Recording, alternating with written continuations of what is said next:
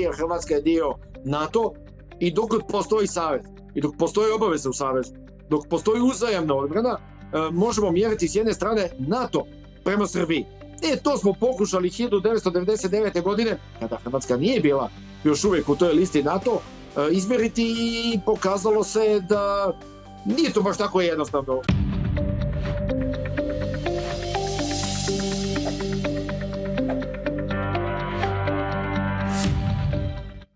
U Beogradu je 20. rujna 20. septembra održan vojni mimohod Snaga jedinstva 2025. Znači vojna parada, mi kažemo mimohod, manje od 2 mjeseca nakon što je krajem srpnja održan naš mimohod, naša parada u Zagrebu u povodu 30. godišnjice Oluje. 2 mimohoda u vrlo kratkom razdoblju otvorila su brojna pitanja, što su pokazale obje vojske, kome su se obratile i koje je stvarno stanje njihovih arsenala.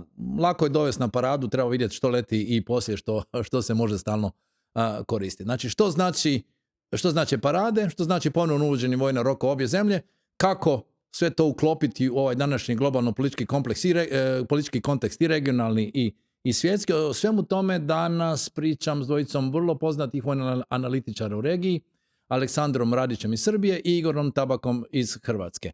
Aleksandar, krećemo s vama s pitanjem vrlo jednostavno, koja je vojska jača, ko ima veći kapacitet? Nekada smo imali zajedničke parade za 9. maj u Beogradu i mnogi Hrvati su služili vojni rok po beogradskim kasarnama. Nadam se da im je taj grad ostao u dobroj uspomeni, jer sad živim u njemu. Jako nisam baš iz Beograda, dislocirao sam se 1991. godine, ali u ovom momentu, kada gledamo te srpsko-hrvatske odnose, mislim da je ta naša obsesija potrebom da vidimo ko je jači postala valjda prepoznatljiva svuda u Evropi, jer o čemu ćete drugo nego ko su jači Srbi ili Hrvati, pa valjda to najviše brine Portugalci i Poljaki. Naravno, to je naš problem, naša ideja o tome da treba se mjerimo, ali zapravo to su nemjerljive vrijednosti, jer Hrvatska je dio NATO i dok postoji savez, i dok postoji obaveza u savezu, dok postoji uzajamna odbrana, možemo mjeriti s jedne strane NATO prema Srbiji. To smo pokušali 1999. godine, kada Hrvatska nije bila još uvijek u toj listi NATO, izmjeriti i pokazalo se da nije to baš tako jednostavno. Tadašnja vojska Jugoslavije i policija Srbije su napustili Kosovo i Metohiju i sad je ostala još samo fraza, nekoliko stotine hiljada eura u zadnje vreme plaćeno nekoj tamo agenciji bliskoj vlastima da okolo po Srbiji crta trobojke i da njima napiše kad se vojska na Kosovo vrati. Problem je što je otišla, to su posljedice sukoba sa NATO. I valjda bi 2025. godine trebao neko da nauči lekciju i da shvati da se ne može protiv saveza, a Srbija u ovom trenutku okružena članicama saveza i ima što je moguće bolje odnose sa savezom, ali da ne zatraži članstvo u tom savezu. Održavaju se vježbe sa savezom i jedan dan prije održavanja parade, 19. septembra, američke specijalne snage su sa jednim svojim avionom i ljudima bile u centralnoj Srbiji i možete vjerovati, slavili su mjesto gdje su četnici spašavali savezničke vazduhoplovce u vreme Drugog svjetskog rata. Zaista jedna zbrka sistema vrijednosti, a dan kasnije u Beogradu na tribinama je bila i francuska visoka delegacija, uključujući i prvog čovjeka njihovog ratnog vazduhoplovstva. Bili su tu sadašnja braća iz Arapskih Emirata, Bahreina i 2 francuska Rafala koja su doletjela od kuće, naletjela su centra Beograda u pratnji MiG-ova 29 i otišli su nazad kući kao najava kako će i Srbija jednog dana imati Rafale. Hrvatski već ima i dovoljno govori o tome kakve su pozicije u regionu. Ako vidimo da će biti za neku godinu 12 sivi Rafala, 12 na Plesu, 12 na Batajnici. Da, ali kad gledate ove brojke imam dojam da se nastojalo na svaki način pokazati da ima više vozila, više letjelica, svega na srpskoj strani. Jako se pazilo koliko ih je bilo u Zagrebu i u brojkama se nastojalo pokazati da ih je više u Beogradu, ali je li u stvarnosti taj omjer tako u korist Srbije? Srbija sada ima ofanzivne kapacitete koje ranije nije imala. Sad Srbija jedina ima rakete dometa 300 km. Izraelski puls. To je vrlo snažan argument. Da ne ulazimo ničije emocije, pričamo o vojsci kao takvoj, kao organizaciji. Svojevremeno, kad se ratovalo u prvoj polovini 90-ih, krajiška vojska imala jedan Orkan, višecevni lansir raketa i to krnji. Umjesto 12 lansirnih cijevi bilo je 8. 4 su skinute i otišle su u Banja Luku. Sa tih 8 cijevi dejstvovalo se po centru Zagreba početkom maja 1995. godine i to je bilo strategijsko sredstvo uzvratnog udara. Ofanzivni kapacitet je jako bitan i vojska Srbije je tu otišla dosta daleko, jer sad osim izraelskih raketa dometa 300 km i 150 km, ima i dronove koji mogu da prelete 250-300 km do cilja, naravno sa nekim tehničkim preduslovima da postoji link za prenos signala i tako dalje. Zatim, ono što je možda najvažnije, i nije ta tema koju ističem namjerno do prvi plan i jeste upečatljiva, koliko činjenice da Srbija ima vrlo razvijenu vojnu industriju. To je njena specifičnost u širem području jugoistoka Evrope. Da u ovom trenutku Srbija proizvodi recimo sve klase oklopnih borbenih vozila, od onih koje se mogu porediti sa Humvijem od 2,5, 2,7 tona, pa preko klase 6, 8 tona, 14, 18, 20, 22, sve do vozila koje ima masu od 36 tona. Dio tih sredstava se serijski proizvodi, dio se samo pokazuje na sajmovima i paradama, ali je na kraju gola činjenica da Srbija može da proizvodi municiju svih kalibara i za pješadiju i za artiljeriju, artiljerijske rakete, da proizvodi višecevne lansere raketa, da proizvodi haubice 155 mm. To je zapravo možda, ako bismo bez naših lokalnih emocija i poređenja srpsko-hrvatskih odnosa analizirali situaciju, možda bi to stavili u prvi plan kad bismo recimo bili ljudi koji se bave vojskom i to gledamo sa Pacifika. To bi nam upalo u oči. I naravno da na paradi koja je nazvana snagom jedinstva u situaciji kad jedinstva u Srbiji nema, pokazano je jako mnogo tehnike, zaista se natelo da toga bude više nego u Hrvata, da sve što pokažu Hrvati mora da se nadjača bar za 10-20 komada i ta domaća želja da se bude jači, da se bude brojniji je neodoljiv izazov i ogromna količina tehnike defilovala i to je bilo vrlo neobično. Slika sa strane koju imam je da je zaista to paradoks, da s jedne strane vojska se potrudila da napravi vrlo neobično veliku paradu, neprirodno čak mogao bi reći veliku paradu za taj tip događaja, znači sa jako mnogo oruđa, mnogo tehnike, nastojale se pokazati bataljone, divizione, da toga ima puno i s druge strane imali smo također ekstrem, potpunu politizaciju. To nije bila parada okrenuta ka masi, na paradu su mogli ući samo ljudi koji su bili partijski kadar, selekcija je bila složena, višeslojna, valjda su postavili mitraljeze da im neko ne spreče paradu i to je išlo do te tačke da su napravili spisak grupe nas koji smo bili do te mjere nepoželjni, da su naše fotografije dali pripadnicima vojno-bezbjednosne agencije i kriminalističko-istražne grupe i naredili su da ako nas vide, da nas odmah zaskoče i uhapse i da tu nema nikakve rasprave. Ja ne znam da se bilo ko od nas pojavio umjesto što smo gledali negdje tamo daleko s Kalemegdana iz kafića na licu mjesta kako bi opravdali šta smo uhapšeni, ali niko nije smio narušiti tu ideju da će ta parada biti veličanstvena i tako. Vojska defilovala vjerojatno većem broju nego što je bilo publike tamo okolo i ta parada je bila ono što je bilo bitno za Srbiju, veća nego Hrvatska. Pa to sam ih htio pitati. Znači, parada je bila veća, to je bio cilj, sad ćemo vidjeti koliko su veće vojske. Igor, ti si iz prvog reda gledao hrvatski mimohod, bio je za publiku, znači postoji jedan drugačiji dojam, tebi niko nije branio pristup mimohodu. Kakav su tvoji doživljaji naše parade pa usporedi onda s beogradskom? Hrvatski mimohod, dakle, ovog ljeta je strukturno drukčiji. To nije samo vojni mimohod. Dakle, u onome što je pokazano bilo je barem pola sredstava koja su spadala u unutarnje poslove, dakle u resori civilne zaštite i vatrogastva i traganja i spašavanja, puno drugih stvari mimo vojske. Prema tome, makar se cijelu stvar reklamiralo kao vojni mimohod, on je samo dijelom bio to što se reklamiralo i to je dobra slika pravog stanja u Hrvatskoj. Osim toga, da za usporedbu treba reći istini za volju, nije samo pitanje brojeva, količine vozila koja su se vidjela u Beogradu.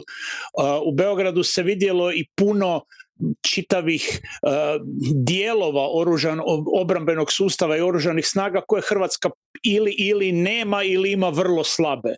Dakle, od protuzračne obrane raznih dometa pa do u krajnjoj liniji i ratnog zrakoplovstva koje nije samo Rafali koji tek trebaju postati operativni, dok Srbija ima operativno i nadzvučno borbeno zrakoplovstvo i transportno. Dakle, tu se svašta vidjelo. Elektroničkog ratovanja, raznih bespilotnih sustava, kopnenih i zračnih. Dakle, to su sve stvari koje treba uzeti u obzir. Naravno da, Hrvatska je u čisto drugčijem kontekstu i kao NATO članica i kao EU članica, ali 1:1 nije isto. S druge strane, moram se osvrnuti na ovu obrambenu industriju koja je stvarno nešto čime Srbija trenutno se može hvaliti i od čega profitira, ali temelji toga nisu samo u Srbiji.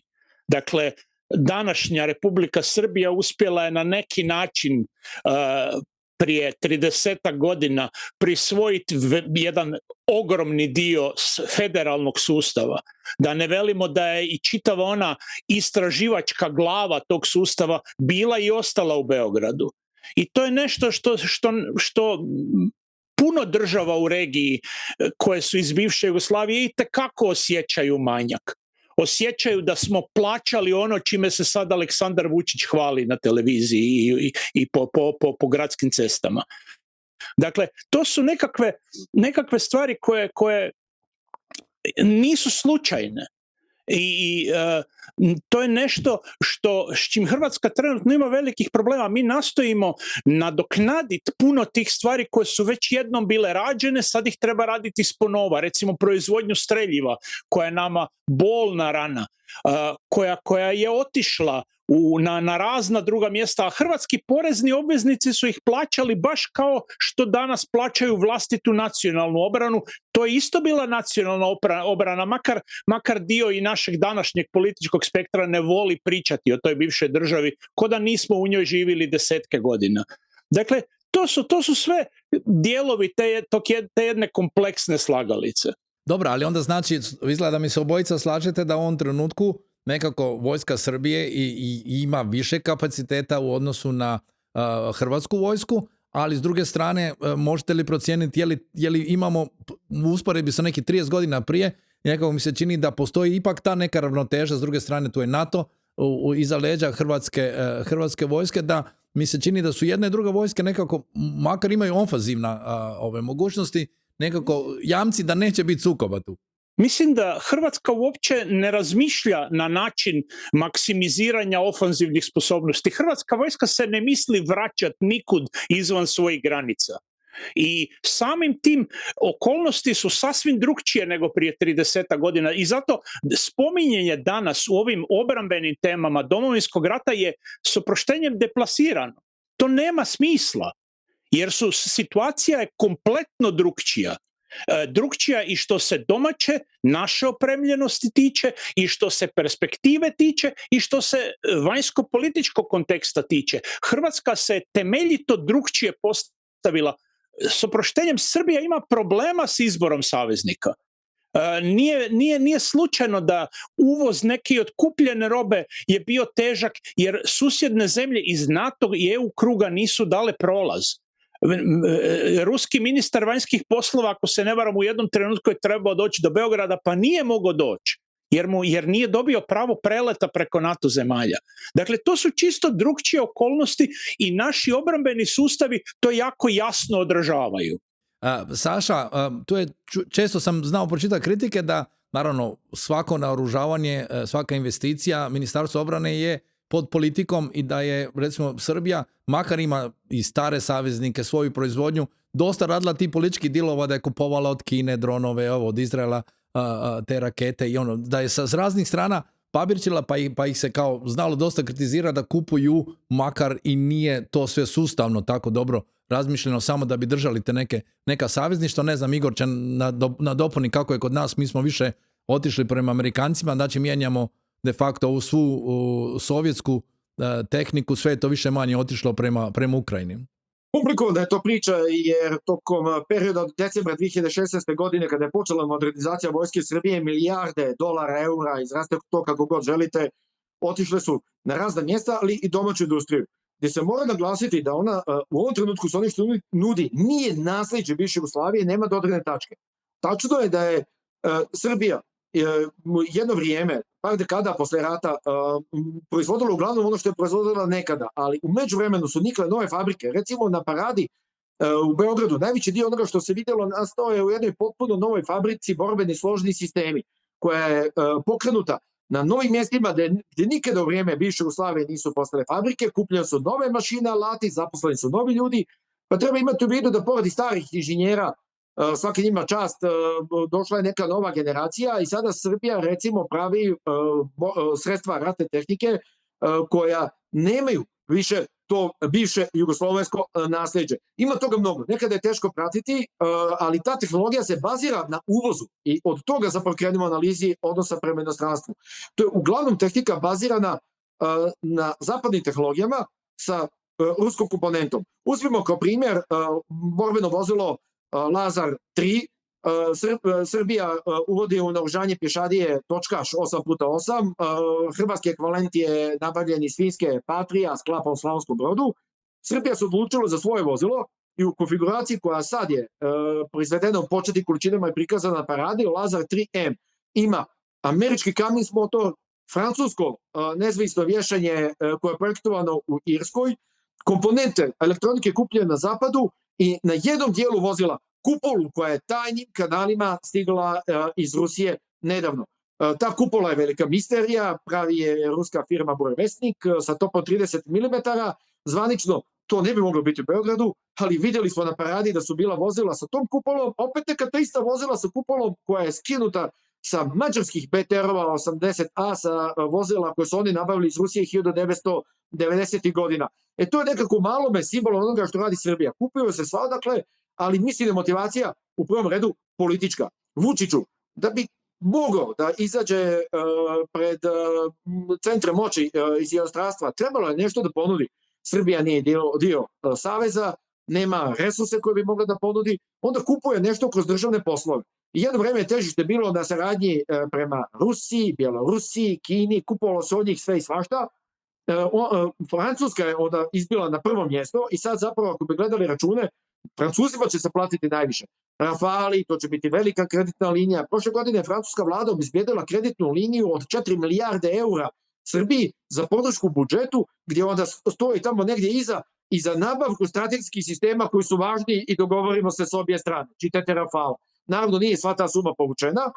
Zatim kupljeni su osmatrački radari u količini dovoljnoj za 2 bivše Jugoslavije, za jednu Srbiju. Kupuje se mnogo elektronike, od Amerikanaca se kupuje po komercijalnim linijama, što je vrlo interesantno i sad nova pozicija se stvara u Izraelu.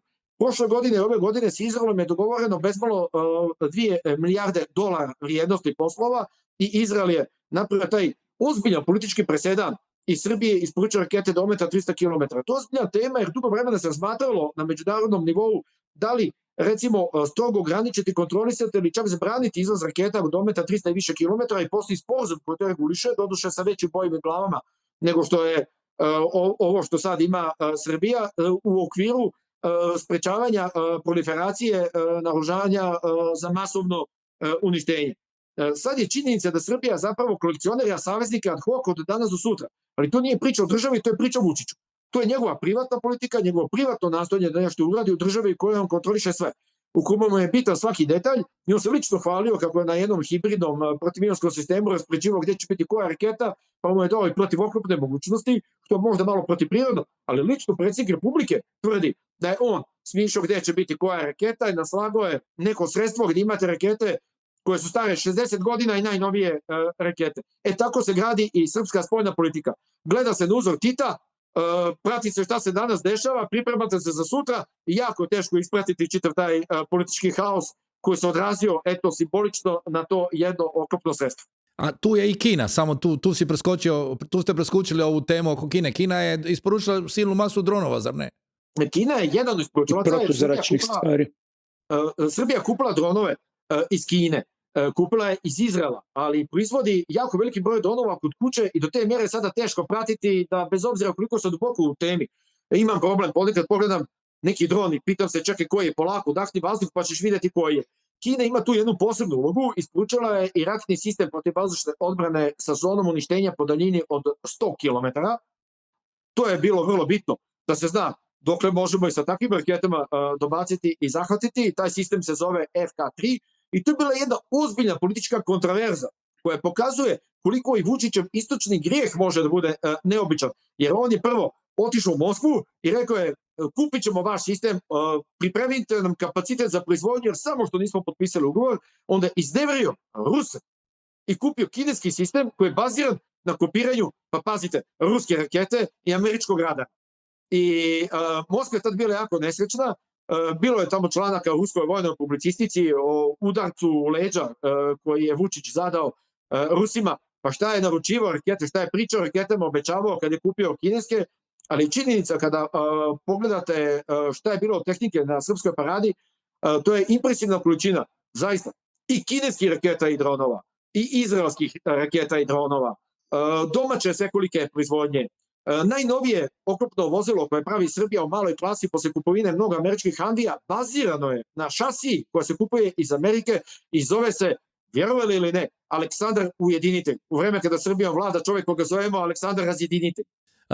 Igore, kako je to kod nas bilo? Ipak i kod nas nismo toliko orijentirani na tako puno tržišta, puno izvora vojne opreme. Mi idemo uglavnom prema Amerikancima plus ovo što smo ranije više manje u zrakoplovstvu, a ovo što smo ranije kupili, znači od Finaca, Patrije i ostalo. Pa to nije baš tak jednostavna priča. Broj jedan, samo da se malo referiram, bilo je govora o raketama dometa 300 km. Ako se sjećate, kad je Hrvatska samo natuknula da bi razmišljala o sličnim raketama ispaljivim iz onog sustava HIMARS, kojeg ćemo valjda kupiti u jednom momentu, preko Drine je bila ogromna buka, šta se sve misli gađat, koji su to ciljevi, koja je motivacija. Dakle, to je ta jedna propaganda koja neprekidno ide. A s druge strane, Hrvatska se orijentira prema NATO savezu, jer smo članica.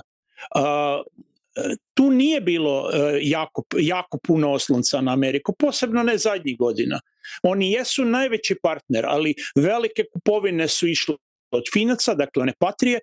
Od Amerikanaca je kupljeno ili dobiveno na kombinaciju donacije i doplate dosta robe koja je kod njih bila u otpisu. Oni borbeni helikopteri Kiowa Warrior, pa Bradley, koji su također, da velim, dignuti iz furde toliko da ih je trebalo prvo obnavljati prije nego su uopće za operativnu uporabu. Oni jesu, kad jednom budu u oružanim snagama, bit će super i to se u Ukrajini vidi koliko je to dobro vozilo. Ali zapravo mi smo od nove tehnike kupili smo Black Hawkove. I to je počelo primanjem donacije da bi onda dokupili dalje letilice za eskadrilu. Mi smo pričali o tome da ćemo kupovati njihove, dakle ove mobilne, moderne, višecjevne bacače raketa, dakle taj famozni HIMARS. Tek treba vidjeti, ja to ću vjerovat kad ih vidim. U međuvremenu kod nas je, dakle, ta planska zbrka, bilo je govora o borbenim avionima, raspisali smo natječaj za jednomotorce, da bi onda na tom istom natječaju nabavili dvomotorca, koji je evo bio iz Francuske. Pričalo se prije toga da nam je Izrael veliki strateški partner, pa onda je sve palo u vodu, pa više nije. Sad, nakon kupovine tih francuskih Rafala, pričalo se da je Francuska veliki strateški partner, nisu čak poslali ni zastavu na naš mimohod, a kamoli bilo šta drugo. Za razliku od toga, eto, u Beogradu su bili sa 2 aviona, kreditnom linijom i bog zna čime. To su naši veliki strateški partneri. A Amerika je tu na svim tim natječajima konkurirala i nijednom nije bila izabrana.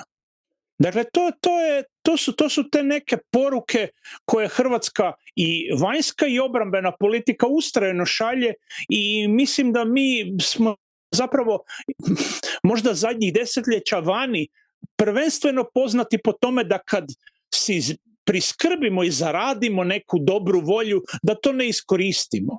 Hrvatska se jedno vreme strašno trudila biti aktivna u Ujedinjenim narodima, pa onda nakon toga nismo nominirali ništa ljudi koji bi naravno temeljem doprinosa zapravo valorizirali to što se radilo. Dakle, takva ista stvar i što se tiče obrane i tu nije zapravo toliko jednostavna priča da se veli Amerikanci i gotovo. A dobro, ali znači nekako iz tvojih riječi mi se čini kao da misliš da usprkos ovom cijelom kaosu da nekako Srbija ipak sustavnije tome pristupa. Srbija ima autokratu na čelu koji ima svoju neku ideju. Naša ideja je puno teža za odgonetnut i jedno vreme smo pokušavali, među ostalim pod utjecajem reformi za članstvo NATO EU, pokušavali smo imati planiranje obrane na jedan ozbiljan način. To je praktički palo u vodu. Hrvatska je cijeli početak ove godine bila bez čak i dugoročnog plana koji isteko kratkoročne planove ni ne radimo. Postavili su se prije toga neke liste prioriteta, svi ti prioriteti nisu izdržali godinu dana. Evo, najedanput ispada da za milijardu eura ili nešto ćemo valjda kupovati tenkove kojih nije bilo ni na jednoj listi prioriteta. Njemačke, dakle. Ma da, dobro, čije već. To su sve ti neki direktni dogovori. Mislim, naš sustav javnih nabava je postao zapravo jednako tak dio ropotarnice povijesti, budući da ometa tu potpunu fleksibilnost u pregovaranju i razmišljanju isto, gdje Hrvatska zapravo izgleda kao da više kopira Vučića nego NATO prakse. Ok, a dajte mi da iskomentirajte, znači evo mislim da Aleksandar ima kod sebe onaj model Rafala, mi kod nas su letili, kod nas... To je DASO naručuje za kupce makete u Kini od firme IXO. To je DASO-ova zvanična maketa, doduše sa franskim oznakama, uskoro ćemo valjda imati sa srpskim i hrvatskim oznakama, a ono što je bitno je ovo što je pod krilima, to zapravo određuje koliko Srbi i Hrvati mogu dobaciti sa tim Rafalom. Ali to sam htio pitat. Dakle, postoji onaj famozni meteor kojeg nemamo ni jedan ni drugi. Da ga imamo, rušili bi avione iznad aerodroma jednog i drugog, ne bi ni poletali. Naravno, jer rakete porodice Majka su sasvim dovoljne za ono što zovemo aeropolicing, za zaštitu vazdušnog prostora. Stara praksa koja je uvedena još u vreme sovjetskih lovaca u bivšoj Jugoslaviji je bila da se drži dežurna para i od tog vremena se govori rusizmom, ne ponaški para ili u hrvatskom dvojac. I ta dežurna para je i nešto što je potrebno da biste stalno mogli reagovati na izazov u vazdušnom prostoru. Taj avion upućujete na presretanje i on mora, kada otkrije nepoznati objekat u vazdušnom prostoru, da postupi po striktnim pravilima igre, identifikacije, poziva na praćenje i sletanje i u krajnjoj nuždi dejstva. Tu ne možete koristiti meteor, jer tada dejstvujete po objektu koji ne znate, jer to je preko linije horizonta. Ali opterećenje je naravno meteor. Gdje je tu meteor? Indijcima nije pomogao, jer su oni krenuli proljetos u rat protiv Pakistanaca bez meteora, samo sa raketama Majka, i Indijci su iskoristili nove kineske rakete PL-15, Pakistanci su upotrebali rakete PL-15 i postigli su pogodak na preko 200 km udaljenosti, bar se tako tvrdi. Uglavnom, za sad, koliko znamo, i Hrvatska i Srbija mogu računati na rakete Majka, Srbija je željela da zadrži kapacitet za dejstvo po ciljima na zemlji, zato će, pretpostavljam, dobiti i vođena sredstva Hammer koja koristi ukrajinska vojska u ovom momentu, jer postoji jedan mali paradoks. Sad MiG-29 SM modernizovani, 11 aviona jednosjeda koji se nalaze na Batiničkom aerodromu, imaju protivradarske rakete dometa preko 100 km, imaju razne vođene rakete kojima mogu da unište precizno cilje na zemlji i naravno da se nastoji sa dolaskom nove tehnologije i sa zamenom MiG-29 zadržati i sposobnost. Ali zapravo, da budemo iskreni, francuska firma Dassault, kad potpisuje ugovor sa njima, određuje koliko će sad neka država imati stvarne sposobnosti i po pitanju izbora sredstava, koja doduše prave njihove bratske firme koje sarađuju u projektu Dassaulta, i koliko količinu tih sredstava možete imati, ali Srbija tu ima jednu posebnost, ima aneks ugovora koji omogućava da se potencijalno u budućnosti i domaća sredstva integrišu na Rafal.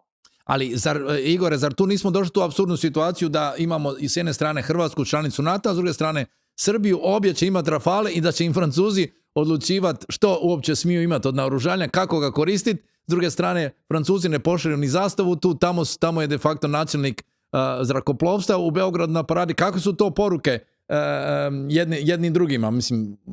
Dakle, to su iste poruke kakve gledamo kad se evo čuje, dakle, da je na Baternici eskadrila MIG-ova 29, nastavak one sposobnosti i baratanja migovima 29 iz opet one prošle države koju se ne spominje, a Hrvatska trenutno ne kontrolira svoj zračni prostor. Dakle, mi imamo stare borbene avione koji su praktički otpisani, imamo nove koji još nisu postali operativni i imamo dogovor sa nekima od susjeda da ako baš bude potrebno da interveniraju kad to NATO iz svog kontrolnog centra veli.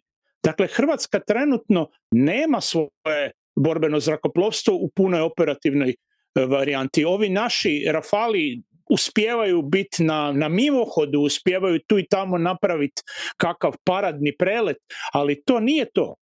Dakle, to je još jedna razlika koju tu treba uzeti u obzir, koja možda nije dramatična, jer valjda ako do nečeg stvarno groznog dođe će se NATO uspjeti izorganizirati, ako naravno sve ne prođe kao onaj nalet drona koji je preletio 2 NATO članice prije nego je pao usred Zagreba.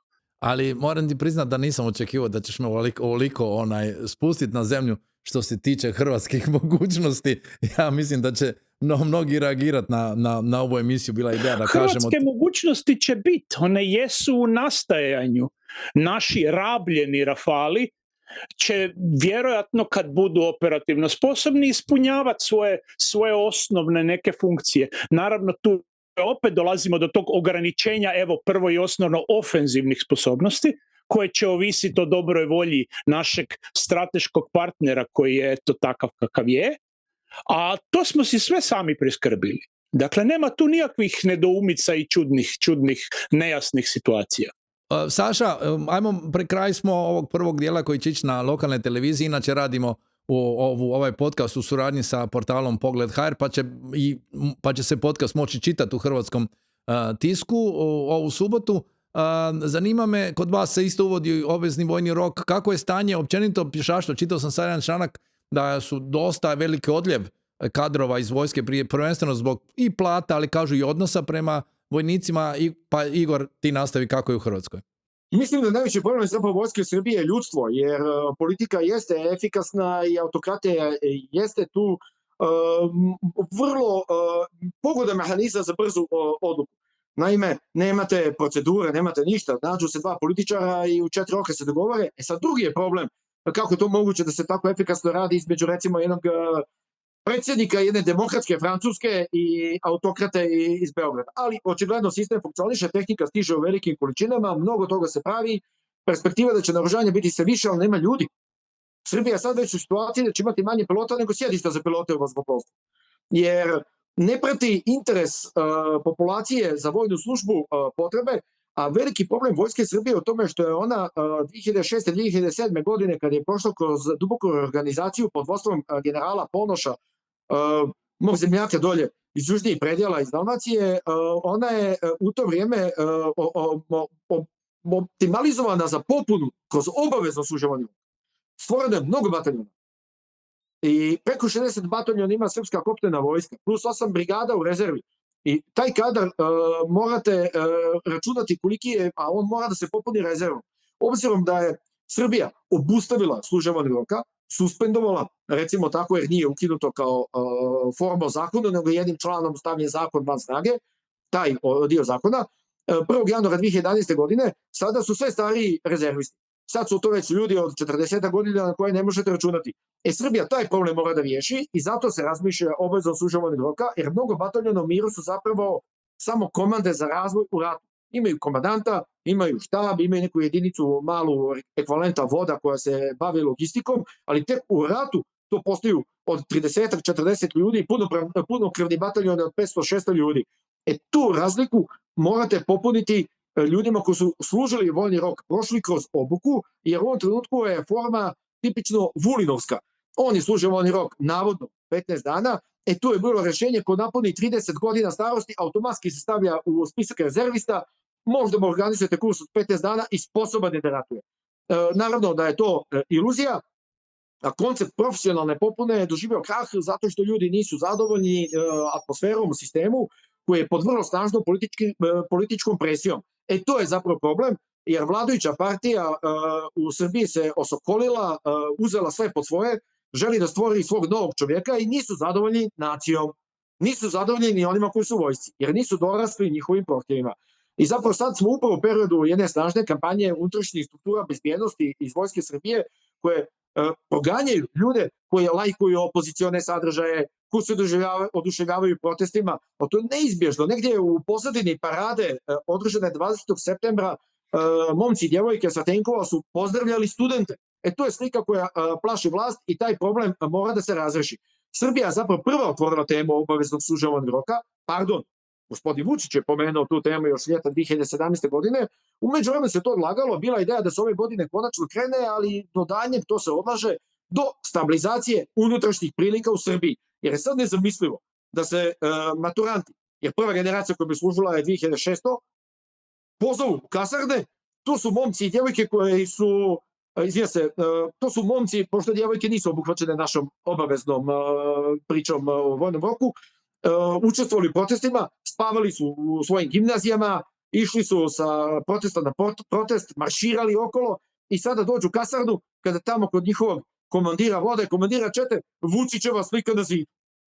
Takva slika nije dopustiva, posljedice koje bi nastale bi bile jasne i sad se odlaže uvođenje obaveznog vojnog roka do trenutka kad sazru prilike. Ali mislim da je zapravo uspostavljanje ponovo obaveze postalo neizbježno, jer je jasno da se ne može regrutovati dovoljan broj profesionalaca, da neće biti dovoljno motivisanih ljudi, a iskustva iz rata u Ukrajini su pokazala da koliko god da imate nove tehnologije, novih vojnih igrački, da zapravo masovna vojna obuka je neophodna. Igore, kako je kod nas? Mi krećemo od 1.1. To je, mislim, te najave o kretanju ovog ili onog datuma smo već vidjeli zadnjih godinu i nešto par puta. Prema tome, prvo bi trebalo donijeti zakonske izmjene, prvo bi trebalo postaviti uopće temelj za to što se misli raditi i onda bi trebalo vidjeti zapravo da li je to povratak vojnog roka koji je u Hrvatskoj također zamrznut, nije ukinut, ili je nešto drugo. Dakle, ministarstvo i vlada jako vole pričati o toj temeljnoj vojnoj izobrazbi, što god to bilo. Dakle, to valjda nije vojni rok, to je nešto drugo, nešto kraće, nešto drugčije. Vjerojatno će otpor biti manji, ali je smušenost i zapravo problematična argumentacija te cijele stvari jednako komplicirana kao i u Srbiji. Naime, evo, sad prije koji dan bili su u Zagrebu prosvjedi protiv tog novog sustava kad god on bude jednom na repertoaru. Jedan od glavnih argumenata prosvjednika je bio taj da su od ministarstva tražili informacije i konkretne studije temeljem kojih se to misli pokrenuti. I onda im ministarstvo nije dalo, ali opravdanje nije bilo da su klasificirane, nego da ih nema. Dakle, to je jedan, gledajući Srbiju, dakle i to navodno Vučićevo pokretanje vojnog roka, onda je u jednom dijelu hrvatske političke scene se tih istih godina počelo najedanput forsirati da se isto napravi u Hrvatskoj. I Hrvatska također sad samo što ne uvodi, jednim okom gledajući na Srbiju, a onda ne uvede i cijela stvar se oteže dalje, gdje u Hrvatskoj čitava ta zavrzlama je bila i zamrznuta zato jer je bila skupa i neefikasna. Čak i ova Ukrajina ne novači ljude ispod 25 godina. Zato jer im je jasno kolika je potrošnja ljudske zapravo vojne snage na tom bojištu pred rojevima dronova. I jako je dobro pitanje, ako se obuka napravi na dosadašnje načine, ako se sve skupa temeljito ne reformira, koji je smisao takve obuke? Raditi topovsko meso. Pa mislim, i to je pravo pitanje. Uz naravno demografsku situaciju koja u Hrvatskoj nije puno bolja nego u Srbiji, samo iz drugih razloga. I meni se čini da, što je također si mnogi neće priznat, a uz mogućnost da emigriranja bez ikakvih problema, Hrvatskoj bi jako jednostavno se moglo desiti da bude lakše dići nekakvu pričuvu Gurka Nepalaca nego Hrvata. Ajmo za kraj, imamo samo još par minuta. Mislim, mi pratimo te svjetske trendove, Aleksandre. Ukrajina je pokazala da jednostavno i moraš se naoružavati, moraš imati proizvodnju, moraš imati više municije nego što si ikad razmišljao da trebaš, jer kao neće rata biti. I s druge strane da mora svu tu tehniku divnu, krasnu koju najnoviju nabavljamo, da morate imati za nje obučene ljude. I to je, ja mislim da je neizbježno na nekakav način više obučavati cjelokupno muško prije svega stanovništvo, da u jednom trenutku bude dobra rezerva. Mislim da od toga nećemo moći pobjeći. A što ne žensko stanovništvo? Norvežani, kad je dovedeno pitanje da li služite vojni rok, onda su odlučili da se obaveza ne samo potvrdi, nego da se proširi na žene. Ali oni biraju jedan broj ljudi, biraju desetinu čitavog regrutnog kontingenta, jer toliko je realno vojsci potrebno i izaberu ljude koji su pogodni. Znate, ljudi koji se bave u civilnom životu, padobranstvom, streljaštvom, bronjenjem, oni su nekako predodređeni za vojni rok. I Norvežani su odustali od toga da tjeraju neke koji su se posvetili alternativnim vidovima muzike i života u uniformu. Naravno, to je ozbiljno pitanje šta raditi na našim prostorima, jer mentalni sklopovi Balkana nisu poredivi sa skandinavskim, ali jasno je da je ponovo došlo vrijeme uspostavljanja autoriteta države, da su prošle te dekade kad se vjerovalo u Evropi da ne postoji rizik od konvencionalnog rata. Ruska invazija je pokazala kako stvari mogu da se odvijaju preko noći drugačije i pokušat ću da sad negdje dovuče to sjećanje od prije mnogo godina, negdje na onim prelaznim 90. i 91. U Hrvatskom saboru je bio jedan poslanik Fraduka koji je rekao, pa ljudi, parafraziram, država bez vojske kao govno na kiši. I to je bilo i bit će tako, mislim. Zapravo, debalans snaga stvara problem. Ako imate odvraćanje, a to su oni primjeri neutralnih zemalja koje funkcionišu kao odbrambeni jež, kao Švajcarska, možda kao notorni primjer, je zapravo poruka nemojte nas dirati i bit će sve u redu. Znači, ili ste dovoljno jaki da budete uvjerljivi, ili kao Izrael imate nuklearno oružje, ili recimo dio ste saveza kao što je NATO. I naravno da sve to podrazumijeva obavezno služenje vojnog roka, jer nije do tih koncepata nije održiv ako nemate ljudi. Igor, evo kratko pogled s hrvatske strane, 1 minutu. Hrvatska nije neutralna, nije Švicarska, nije Izrael, nije Srbija. Dugo vremena se barem dio javnosti nadao da nemamo susjede kao Rusiju. Ok, ta jedna zona nestabilnosti istočno i jugoistočno od nas nikako da se smiri, što je depresivno na svoj način, ali odgovor treba dobro promisliti. I ono što meni zapravo najviše nedostaje u Hrvatskoj su ozbiljne, strukturirane i stalne diskusije o vojnim temama od vojnog roka kao takvog, pa dalje do obuke, do opremanja, do strukturiranja, do modernizacije.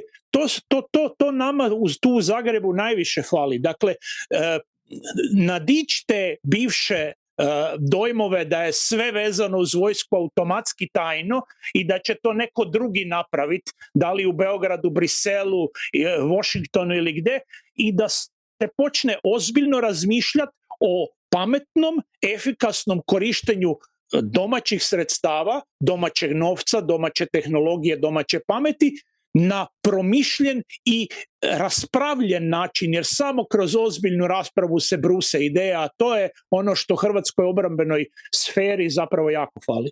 Evo na kraju smo ovoga prvog dijela koji ide na lokalne televizije. Pozivam vas da nam se pridružite na YouTube kanalu Špice s Macarom, gdje ćete moći pogledati ovaj nastavak razgovora s mojim gostima. Vidite da imaju puno za reći, bit će nešto opuštenije, a moćemo otvoriti ova neka aktualna pitanja poput ovog izvoza know-howa, kako rušiti vlast u Moldaviji i tako što smo sad vidjeli ovaj vikend u Srbiji. Ono što vam želim reći, rekli su mi da vam moram reći kako da skenirate ovaj kod, znači otvorite kameru na pametnom telefonu i skenirate kod koji vam pokazujemo i onda samo izaberete bilo koju epizodu i preplatite se na kanal tako da možete pratiti ove sljedeće. Cijeli tekst, kao što sam već rekao, iz današnje emisije sa svim dodatnim detaljima možete ekskluzivno pročitati na portalu Pogled.hr i u dnevnim izdanjima Novog lista, Glasa Slavonije, Glasa Istre i Zadarskog lista.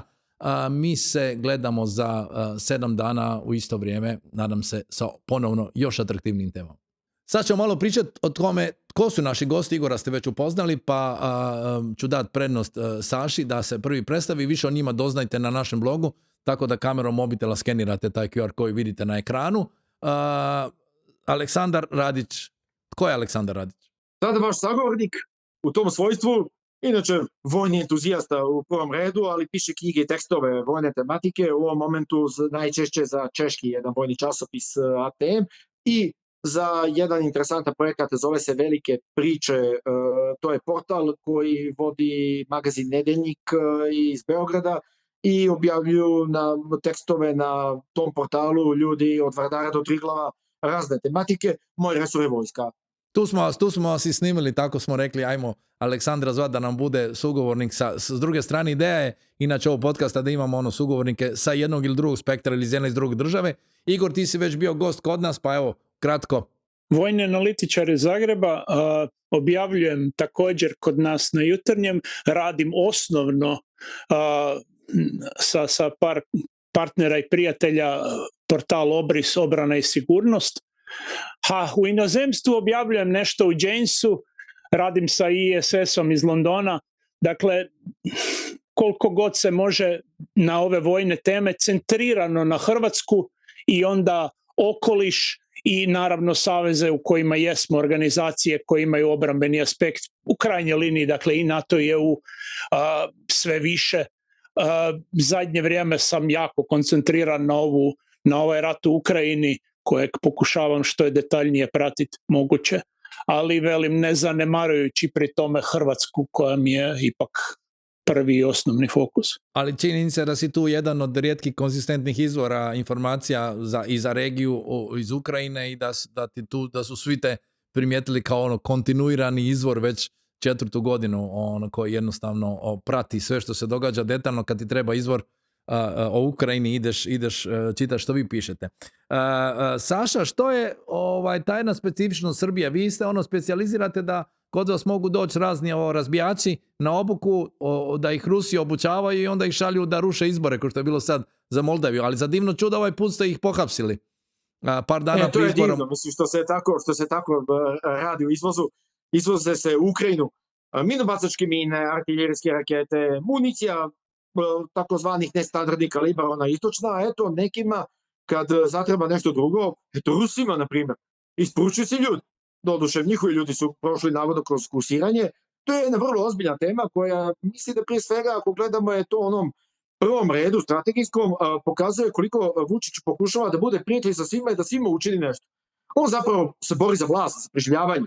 Situacija u Srbiji je jako složena, vlast je krhka i vrlo agresivno nastojanju da se održi pred pritiskom većeg dijela nacije i naravno svima treba činiti usluge i plaćati neke račune.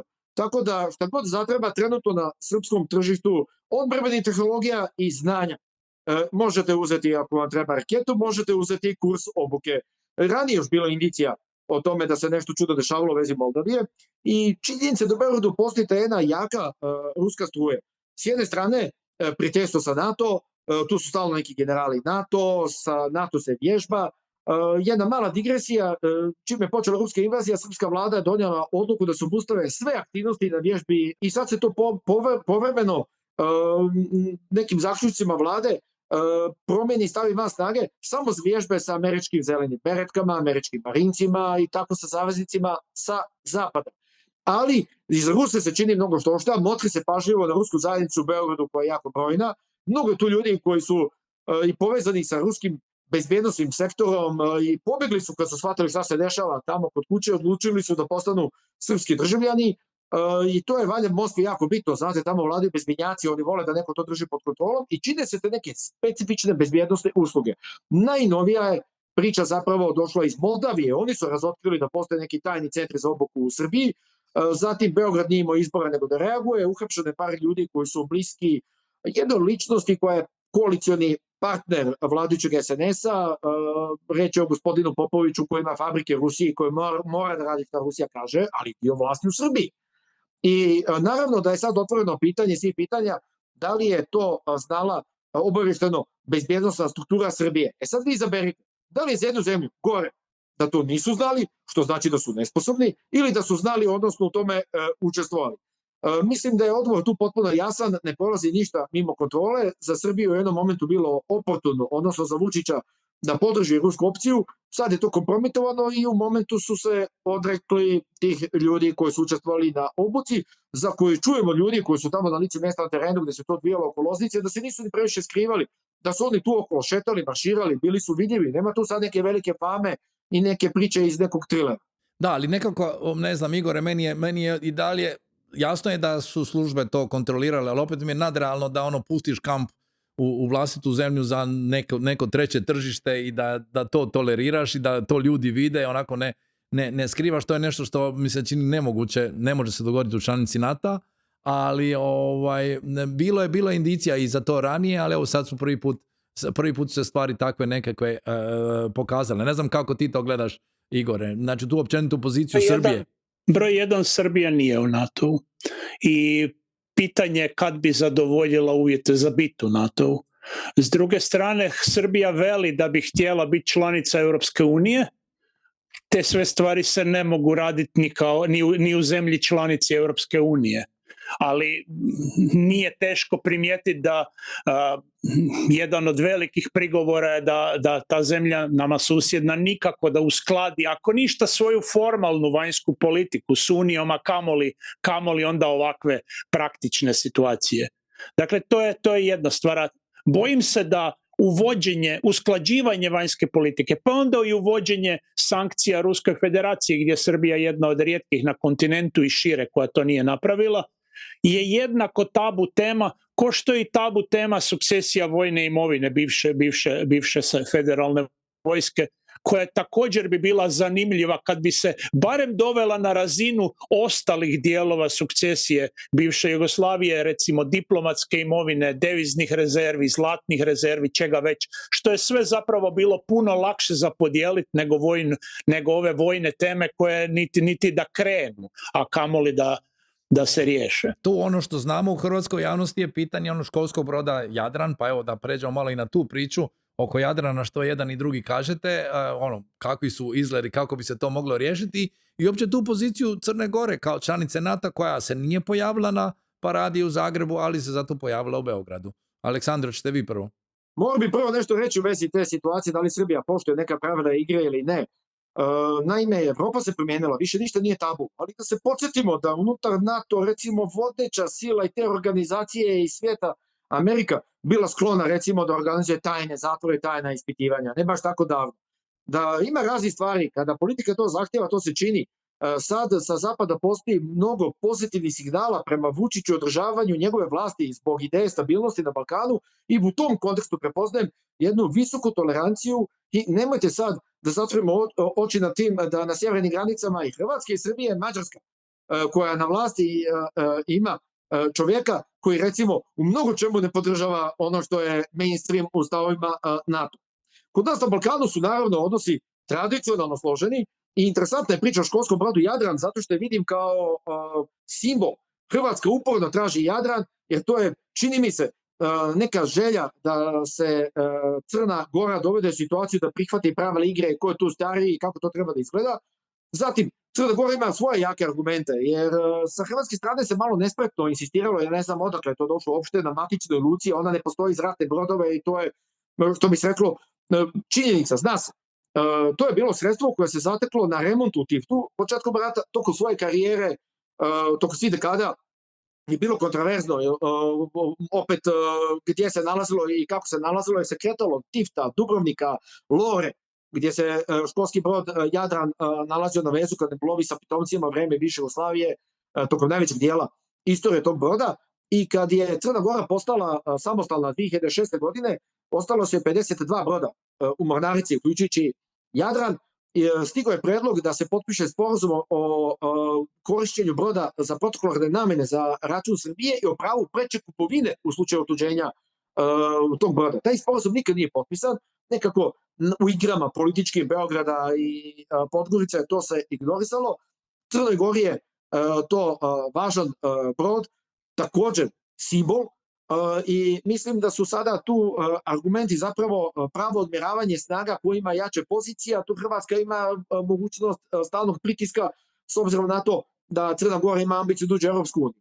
i da svaki put, kao što je Slovenija otvarala problem svojih teritorijalnih voda prema Hrvatskoj, tako i Hrvatska može da otvori priču o Jadranu. Ali on za sad nalazi se u Tiftu, na Pinama, tamo je Crna Gora ulagala novce u održavanje tog broda, ponosni su na to što je kod njih i ne daju ga, Hrvatska ga uporno traži, a sad nisam ovde došao kao prorok kako će to da se završi. A ili imaju obuke praktične na brodu, osim to što su ulagali u obnovu?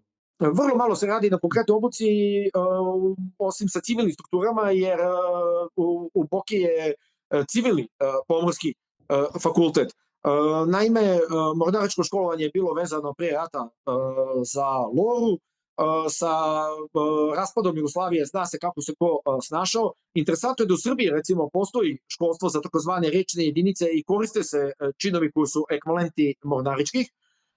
I bila ideja da se zapravo i za treće zemlje, s obzirom da Srbija ima vojnu akademiju, vodi obuka na Jadranu, ali toga u praksi nije bilo ništa, tako da kad izađe na more, onda je to sa civilima, sa učenicima srednje pomorske, sa studentima pomorstva, i taj brod, ako bismo tako striktno gledali, Crna Gora ne uspeva da iskoristi u punoj mjeri.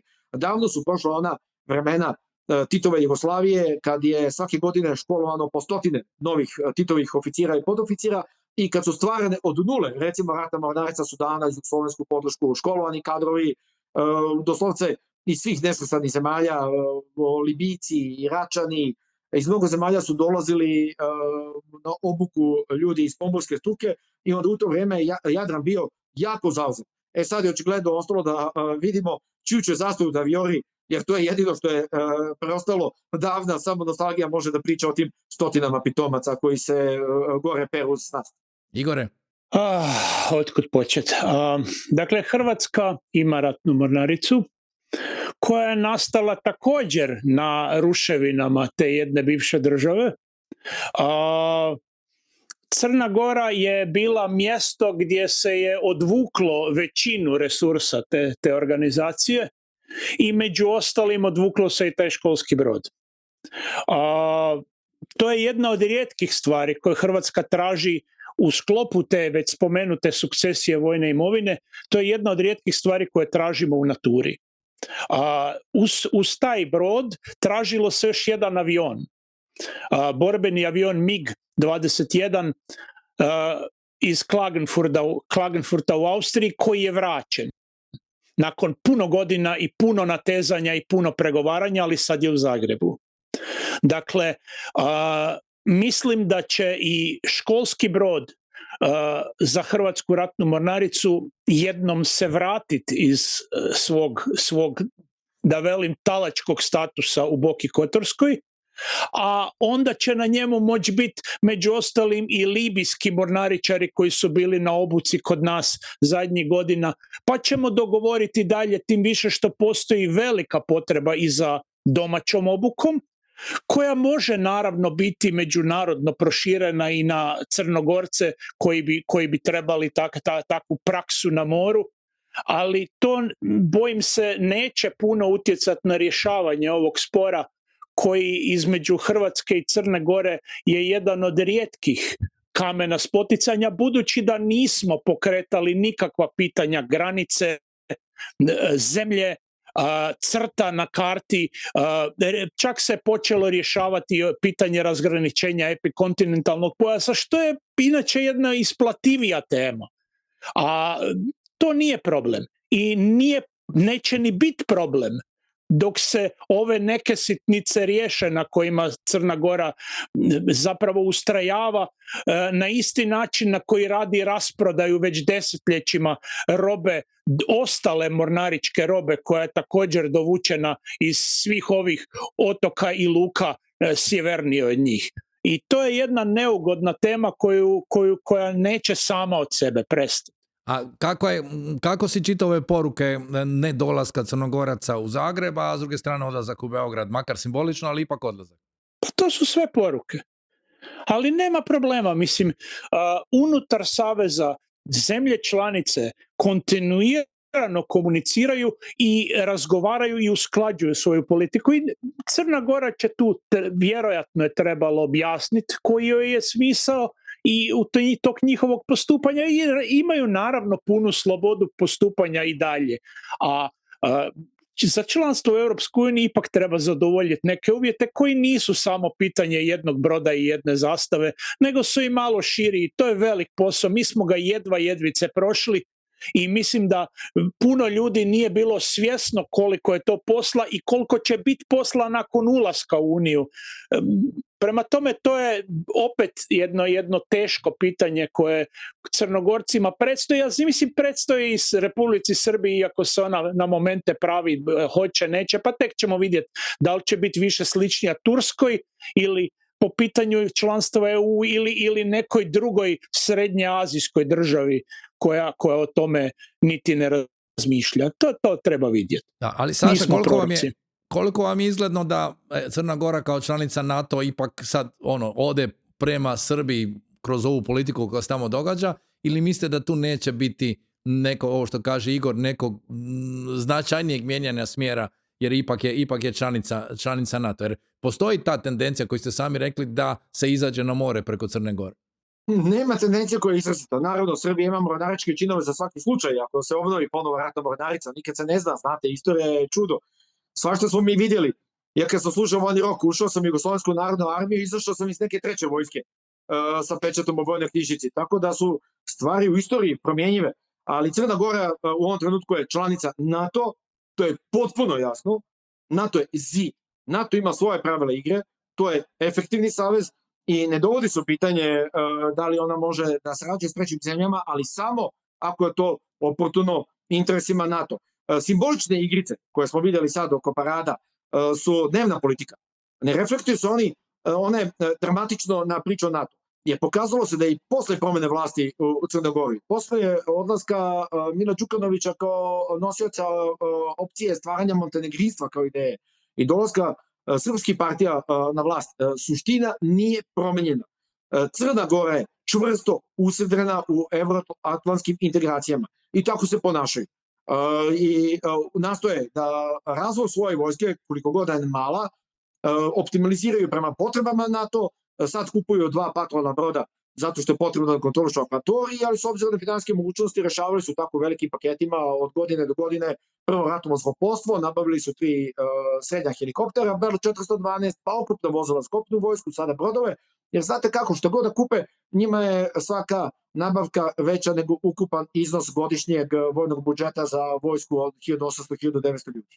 Dobro, mi smo došli sad već pri kraju i ako imamo još kakvu temu koju nismo dodirnuli, koju bi svaki od vas htio istaknuti, imamo još tih 5-6 minuta, pa evo da vam dam na slobodnu volju. Ako smo nešto propustili, Igore, pa onda ćemo Saši da završi.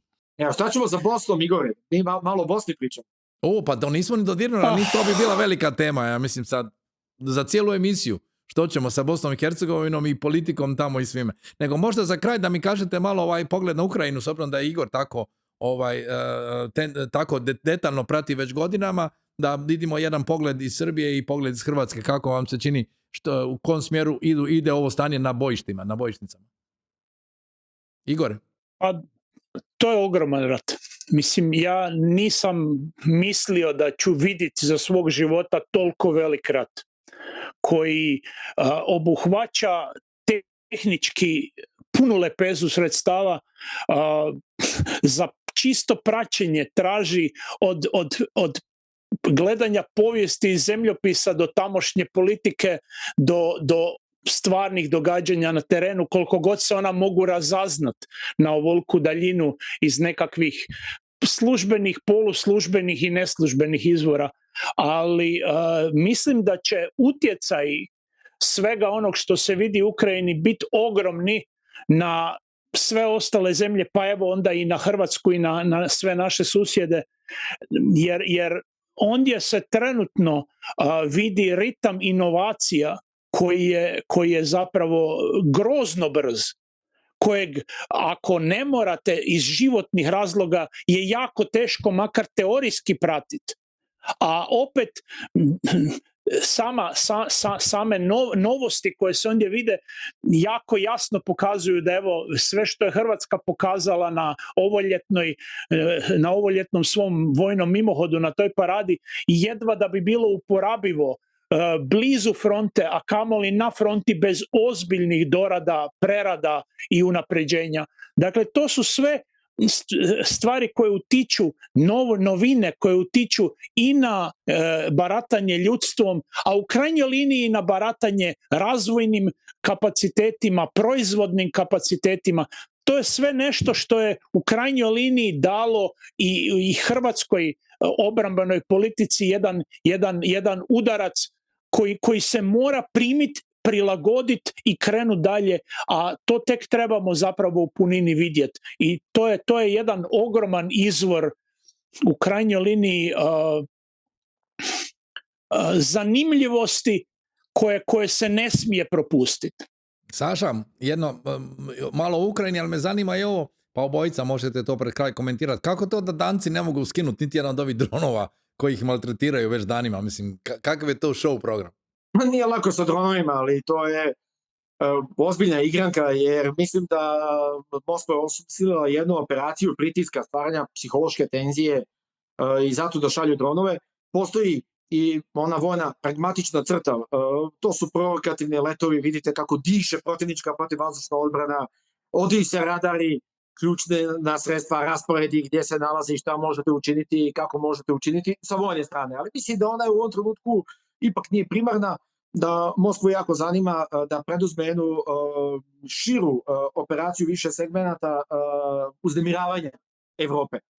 Da pokažu zube, jer rat u Ukrajini je statičan, od proljetos se zapravo ništa suštinski bitno nije desilo, nema nagovještaja da će Rusiji razviti neke velike manevarske snage da iskoriste neki lokalni uspjeh.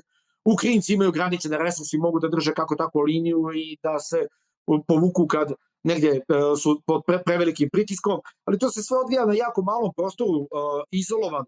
Rusija dejstvuje po ukrajinskoj posadini, ali šta dalje? Mora se doći do primjera, mora na trenutku da se razgovara šta učiniti i mislim da je za Moskvu stvorena jedna povoljna kombinacija elemenata, Trumpovo odricanje od Evrope, ta distanciranost prema problemima svojih saveznika, barem prividna slabost evropskih zemalja koji su opterećene svojim dnevnim politikama i traganje za tim što treba da bude Evropska unija je možda stvorilo sliku nekome u Moskvi da bi recimo mogli da naprave niz kriza koje bi onda opteretile Evropu i političke mehanizme, direktno obavještajne vojne resurse, a i javno mijenje, jer bi pokazali koliko zapravo mogu da budu slabi. I dron radi taj posao.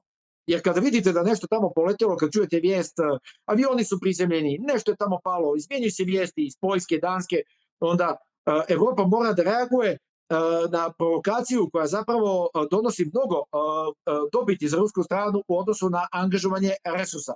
U jednom zbiljnijoj procjeni šta još može da se očekuje, mislim da bi trebalo pažljivo gledati i na razvoj situacije u Moldaviji. Ipak je neko nameravao nešto da uradi sa tom četom koja je osposobljavana u Srbiji i gde sada Srpska bezbjednosno informativna agencija je pogledala i hapsi sve koji su bili povezani sa tim. Zatim, mi imamo jako neurotičnu situaciju na području Srbije. Mnogo događaja predstoji tokom jeseni, tenzija je visoka i naravno da bi recimo možda Moskva mogla da ima interes da i tu dođe do radikalizacije, jer to bi onda odvuklo pažnju, privuklo angažovanje resursa Zapada. Jer iskreno, mi na Balkanu smo samo problem i to u onolikoj mjeri koliko nekad možemo izazvati teškoća. Morali su prije 20-25 godina da se ozbiljnije bave s nama, ali činjenica da sad NATO ima misiju na Kosovu i Metohiji, baš tokom početka oktobra je tamo u toku primopredaje u komandi turski general preuzimao dužnost komandanta KFOR od talijanskog, zatim snage iz raznih evropskih zemalja su na teritoriji Bosne i Hercegovine, dovoljno govori o tome kako se vidi nas dekadama posle rata kao potencijalni problem i kao mjesto gdje zapravo možete razviti nove probleme. Igor, jesmo li mi sposobni sada možda zaustaviti dron koji bi se pojavio poput onoga što je pao u Zagrebu ili ovakve provokacije što se događaju u Danskoj? Pričamo jako da smo investirali u takva sredstva, koja je tvoja procjena? U protuzračnu obranu nismo ozbiljno investirali. Onakav dron koji je pao kod studentskog doma na Savi bi danas bio velik problem. to nije slično ovome u Danskoj. Ona je puno veća letjelica sa puno ozbiljnijim mogućnostima, puno drukčijim pogonom, puno većim dometom. Ovo u Danskoj su letjelice na razini težih civilnih. I upravo zato pretpostavlja se da bi mogle imati vanjsku nekakvo vođenje, ali nisu sigurni. I nisu sigurni je li to neko domaći ili je neko strani. I problem je uskladiti te mirnodopske civilne propise sa vojnom željom ili sposobnošću za rušenje. Nije to samo pitanje sposobnosti, to je pitanje i pravnih reperkusija, pravnog režima za takvo rušenje. Slična je bila situacija i prije par dana u Poljskoj gdje se uspjelo ne samo prizemljiti letjelicu nego i uhapsiti operatere da bi onda ispalo da je to nekako dvoje mladih, možda također s nekim obavještajnim vezama, možda i ne. Njemačka recimo već mjesecima registrira bespilotne letjelice iznad čitavog niza svojih vojnih objekata za koje pretpostavljaju da možda imaju veze s Rusijom ili nekom takvom zemljom koja, dakle, među ostalim možda i prati obuku Ukrajinaca na tim vojnim objektima. Ali, dakle, to je jedan novi izvor izazova. Dronovi nisu samo onaj križ u zraku ili slika Gospe na Thompsonovom koncertu. Dronovi su jednako tako i takva mala letjelica koja se zabije na počasnu tribinu na vojnoj paradi, bilo u Jemenu ili u Iranu. Dakle, to je jedan novi izazov kojeg je jako jednostavno pretvoriti u oružje nakon što ga kupite u trgovačkom centru za par sto eura. I to je jedan izazov kojem će trebati sustavno odgovoriti za sve veće javne priredbe, za sve bitnije javne, državne i vojne objekte. Dakle, to će tražiti malo širu prilagodbu, koja naravno apsolutno ne dovodi u pitanje da treba imati protuzračnu i ne samo protuzračnu i proturaketnu obranu. Tim više što sad nam se susjedi hvale izraelskim raketama dugog dometa. Bilo bi dosta nezgodno da Zagreb nema ništa slično, a kamoli da nema ni protusredstvo za takvu situaciju, koliko god ona hipotetska bila. Dakle, to je nešto o čemu treba razmišljati. Evo, došli smo do kraja, mislim da ste otvorili puno tema. O Bosne i Hercegovine smo se samo dirnuli sporadično, a vjerujem da ćemo imati još emisija na tu temu i da ćemo vas ponovo zvati kako se stvari budu razvijali. Na kraju smo još jedne špice. Pretplatite se na naš YouTube kanal, gledajte nas i dalje, komentirajte, pišite što vas zanima i koje bi goste voljeli vidjeti u podcastu ili one koji su neke možda ponovo. Gledamo se ponovo u sljedeću subotu u 10. Do gledanja.